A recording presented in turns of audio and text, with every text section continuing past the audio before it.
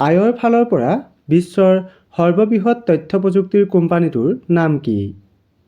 ইয়াত 4টা অপশ্যন দিয়া আছে।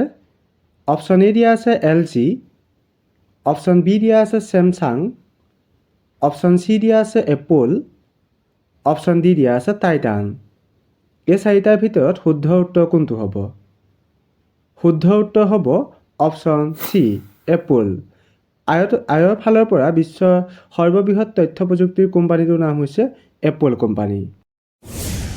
ভাৰতৰ কোনটো সাগৰীয় বন্দৰ শ্যামাপ্ৰসাদ মুখাৰ্জীৰ নামেৰে নামাকৰণ কৰা হয়? ইয়াত 4টা অপশ্যন দিয়া আছে। অপশ্যন এ দিয়া আছে কলকাতা বন্দৰ, অপশ্যন বি দিয়া আছে মুম্বাই বন্দৰ, অপশ্যন চি দিয়া আছে পাৰাদ্বীপ বন্দৰ, অপশ্যন ডি দিয়া আছে কোচি বন্দৰ। এই 4টাৰ ভিতৰত শুদ্ধ উত্তৰ কোনটো হ'ব? শুদ্ধ উত্তৰ হ'ব অপশ্যন এ কলকাতা বন্দৰ। ভাৰতৰ কলকাতা বন্দৰক শ্যামাপ্ৰসাদ মুখাৰ্জীৰ নামেৰে নামাকৰণ কৰা হয়। ভাৰতীয় মহাকাশ গৱেষণা সংস্থাই অলপতে প্ৰস্তুত কৰা মানৱ সদৃশ ৰবটটোৰ নাম কি?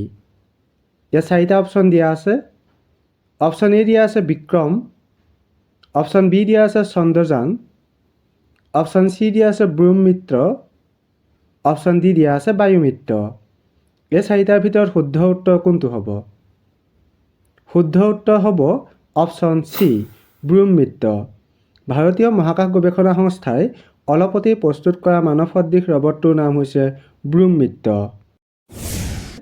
ভাৰতৰ কোনখন ৰাজ্যত এছিয়াৰ সৰ্ববৃহৎ সৌৰ শক্তি প্ৰকল্প আৰম্ভ কৰা হয়? ইয়াত 4টা অপশ্যন দিয়া আছে। অপশ্যন এ দিয়া আছে পশ্চিম বংগ, অপশ্যন বি দিয়া আছে উৰিষ্যা, অপশ্যন চি দিয়া আছে গুজৰাট, অপশ্যন ডি দিয়া আছে মধ্যপ্ৰদেশ। এই 4টাৰ ভিতৰত শুদ্ধ উত্তৰ কোনটো হ'ব? শুদ্ধ উত্তৰ হ'ব অপশ্যন ডি মধ্যপ্ৰদেশ। ভাৰতৰ মধ্যপ্ৰদেশত এছিয়াৰ সৰ্ববৃহৎ সৌৰ শক্তি প্ৰকল্প আৰম্ভ কৰা হয়। ভাৰতৰ বাহিৰৰ ক'ত বিশ্বৰ প্ৰথমখন যোগা বিশ্ববিদ্যালয় স্থাপন কৰা হৈছে? ইয়াত 4টা অপশ্যন দিয়া আছে। অপশ্যন এ দিয়া আছে পেৰিছ, অপশ্যন বি দিয়া আছে লণ্ডন, অপশ্যন চি দিয়া আছে কেলিফৰ্ণিয়া, অপশ্যন ডি দিয়া আছে ৰোম। এই 4টাৰ ভিতৰত শুদ্ধ উত্তৰ কোনটো হ'ব? শুদ্ধ উত্তৰ হ'ব অপশ্যন চি কেলিফৰ্ণিয়া। ভাৰতৰ বাহিৰত অৰ্থাৎ কেলিফৰ্ণিয়াত বিশ্বৰ প্ৰথমখন যোগা বিশ্ববিদ্যালয় স্থাপন কৰা হৈছে। তলৰ কোনগৰাকীয়ে 2022 চনৰ দাদা চাহেব ফাল্কে পুৰস্কাৰ লাভ কৰিছিল? ইয়াত 4টা অপশ্যন দিয়া আছে। অপশ্যন এ দিয়া আছে অমিতাভ বচ্চন, অপশ্যন বি দিয়া আছে ছালমান খান, অপশ্যন চি দিয়া আছে ৰণবীৰ কাপুৰ, অপশ্যন ডি দিয়া আছে আশা পাৰেখ। এই 4টাৰ ভিতৰত শুদ্ধ উত্তৰ কোনটো হ'ব? শুদ্ধ উত্তৰ হ'ব অপশ্যন ডি আশা পাৰেখ। আশা পাৰেখে 2022 চনৰ দাদা চাহেব ফাল্কে পুৰস্কাৰ লাভ কৰিছিল। কেন্দ্ৰীয় চৰকাৰৰ NIRF 2022ৰ ৰেংকিং অনুসৰি ভাৰতৰ সৰ্বশ্ৰেষ্ঠ বিশ্ববিদ্যালয় কোনখন? ইয়াত 4টা অপশ্যন দিয়া আছে। অপশ্যন এ দিয়া আছে গুৱাহাটী বিশ্ববিদ্যালয়, অপশ্যন বি দিয়া আছে কলকাতা বিশ্ববিদ্যালয়, অপশ্যন চি দিয়া আছে ভাৰতীয় বিজ্ঞান প্ৰতিষ্ঠান বাংগালোৰ, অপশ্যন ডি দিয়া আছে বেনাৰস হিন্দু বিশ্ববিদ্যালয়। এই 4টাৰ ভিতৰত শুদ্ধ উত্তৰ কোনটো হ'ব? শুদ্ধ উত্তৰ হ'ব অপশ্যন চি ভাৰতীয় বিজ্ঞান প্ৰতিষ্ঠান বাংগালোৰ।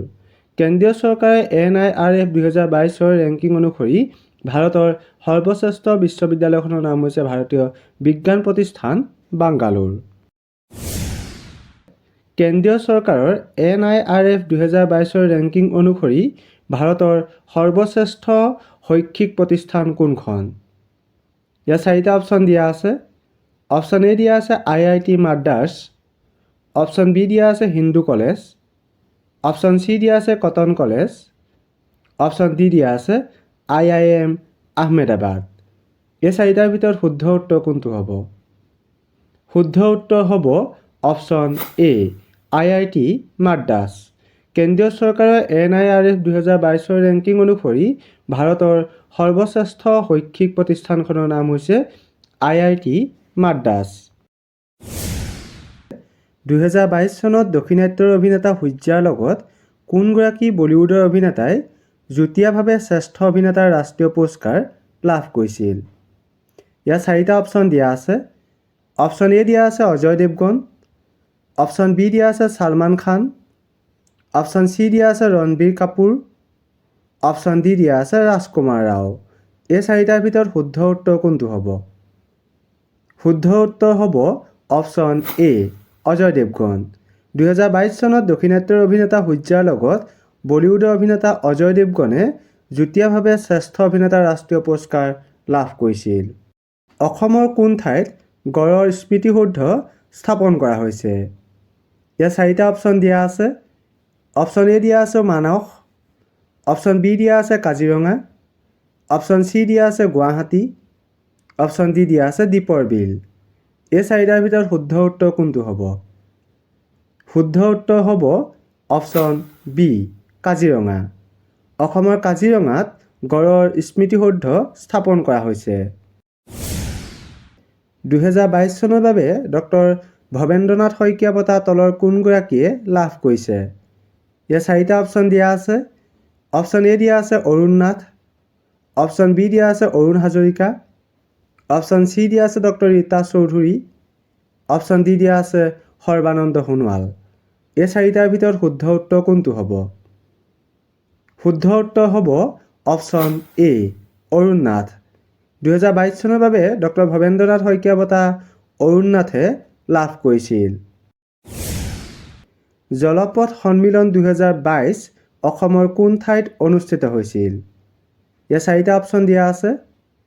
অপশ্যন এ দিয়া আছে গুৱাহাটী, অপশ্যন বি দিয়া আছে গোৱালপাৰা, অপশ্যন চি দিয়া আছে মাজুলী, অপশ্যন ডি দিয়া আছে ডিব্ৰুগড়। এই 4টাৰ ভিতৰত শুদ্ধ উত্তৰ কোনটো হ'ব? শুদ্ধ উত্তৰ হ'ব অপশ্যন ডি ডিব্ৰুগড়। জলপথ সন্মিলন 2022 অসমৰ ডিব্ৰুগড়ত অনুষ্ঠিত কৰা হৈছিল। ভাৰতৰ ভিতৰত প্ৰথম গ্ৰীণ হাইড্ৰজেন উৎপাদন কেন্দ্ৰটো ক'ত স্থাপন কৰা হৈছে? ইয়াত 4টা অপশ্যন দিয়া আছে। অপশ্যন এ দিয়া আছে নতুন দিল্লী, অপশ্যন বি দিয়া আছে কলকাতা, অপশ্যন চি দিয়া আছে গুৱাহাটী, অপশ্যন ডি দিয়া আছে যোৰহাট। এই 4টাৰ ভিতৰত শুদ্ধ উত্তৰ কোনটো হ'ব? শুদ্ধ উত্তৰ হ'ব অপশ্যন ডি যোৰহাট। ভাৰতৰ ভিতৰত প্ৰথম গ্ৰীণ হাইড্ৰজেন উৎপাদন কেন্দ্ৰটো যোৰহাটত স্থাপন কৰা হৈছে। 2022 চনৰ বাবে নটসূৰ্য ফণী শৰ্মা বঁটা তলৰ কোনগৰাকী ব্যক্তিয়ে লাভ কৰিছে? ইয়াত 4টা অপশ্যন দিয়া আছে। অপশ্যন এ দিয়া আছে মনোজ কুমাৰ গোস্বামী, অপশ্যন বি দিয়া আছে সিদ্ধাৰ্থ শৰ্মা, অপশ্যন চি দিয়া আছে প্ৰাঞ্জল শইকীয়া, অপশ্যন ডি দিয়া আছে ৰবি শৰ্মা। এই 4টাৰ ভিতৰত শুদ্ধ উত্তৰ কোনটো হ'ব? শুদ্ধ উত্তৰ হ'ব অপশ্যন চি প্ৰাঞ্জল শইকীয়া। 2022 চনৰ বাবে নটসূৰ্য ফণী শৰ্মা বঁটা প্ৰাঞ্জল শইকীয়াই লাভ কৰিছে। অলপতে অসমৰ কোন ঠাইত প্ৰাক ঐতিহাসিক যুগৰ বৃহৎ আকাৰৰ শিলৰ পাত্ৰ আৱিষ্কাৰ কৰা হৈছে? ইয়াত 4টা অপশ্যন দিয়া আছে। অপশ্যন এ দিয়া আছে ডিমা হাছাও, অপশ্যন বি দিয়া আছে হাইলাকান্দি, অপশ্যন চি দিয়া আছে কৰিমগঞ্জ, অপশ্যন ডি দিয়া আছে কাৰ্বি আংলং। এই 4টাৰ ভিতৰত শুদ্ধ উত্তৰ কোনটো হ'ব? শুদ্ধ উত্তৰ হ'ব অপশ্যন এ ডিমা হাছাও। অলপতে অসমৰ ডিমা হাছাওত প্ৰাক ঐতিহাসিক যুগৰ বৃহৎ আকাৰৰ শিলৰ পাত্ৰ আৱিষ্কাৰ কৰা হৈছে। তলৰ কোনগৰাকী সাহিত্যিকে 2022 চনৰ বাবে অসমীয়া ভাষাৰ শিতানত সাহিত্য একাডেমী বঁটা লাভ কৰিছে? ইয়াত 4টা অপশ্যন দিয়া আছে। অপশ্যন এ দিয়া আছে অনুৰাধা শৰ্মা পূজাৰী, অপশ্যন বি দিয়া আছে মনোজ কুমাৰ গোস্বামী, অপশ্যন চি দিয়া আছে doctor Rita Choudhury, option D দিয়া আছে ডক্টৰ জুৰি দত্ত। এই 4টাৰ ভিতৰত শুদ্ধ উত্তৰ কোনটো হ'ব? শুদ্ধ উত্তৰ হ'ব অপশ্যন বি মনোজ কুমাৰ গোস্বামী। সাহিত্যিক মনোজ কুমাৰ গোস্বামীয়ে 2022 চনৰ বাবে অসমীয়া ভাষাৰ শিতানত সাহিত্য একাডেমী বঁটা লাভ কৰিছে। তলত উল্লেখ কৰা কোনগৰাকী ব্যক্তিয়ে 2022 চনত অসম বৈভৱ সন্মান লাভ কৰিছিল? ইয়াত 4টা অপশ্যন দিয়া আছে। অপশ্যন এ দিয়া আছে কুলধৰ শইকীয়া, অপশ্যন বি দিয়া আছে doctor Tapan Saikia, option C দিয়া আছে ৰঞ্জন গগৈ, অপশ্যন ডি দিয়া আছে ৰতন টাটা। এই চাৰিটাৰ ভিতৰত কোনটো শুদ্ধ উত্তৰ হ'ব আপোনালোকে কমেণ্ট কৰি জনাব।